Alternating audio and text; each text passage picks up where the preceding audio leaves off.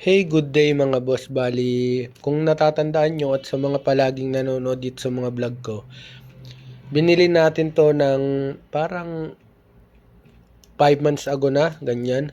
So, ang review natin dito sa Harden na to, Harden Volume 7.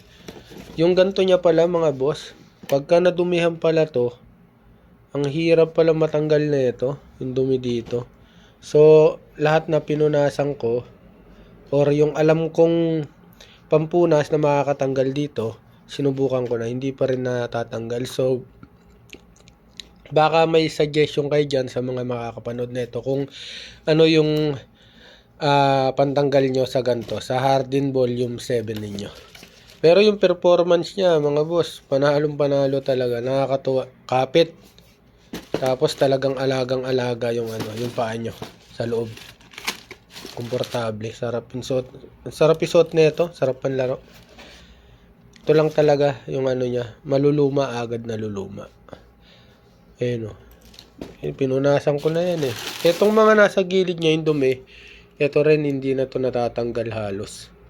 So sa mga makakapanood nito, baka meron kayong alam na pantanggal niyan. So comment lang kayo. Tapos ayun, para malaman natin at makapag-share din tayo ng idea sa mga ibang mga bowlers na may mga gantong sitwasyon. Nga pala sa mga nandyan sa Pinas, PM lang kayo sa aking page John Gatsol sa mga naghahanap ng sapatos.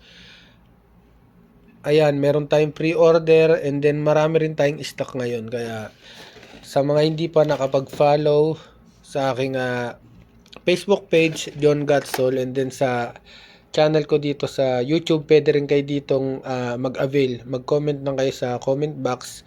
And then, re-replyan ko kayo sa abot ng aking makakaya kapag hindi busy.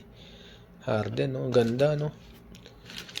Saka meron tayong mga free socks. Pagka gusto ninyo, hindi ko kasi automatic nilalagay dun eh. Kasi iconic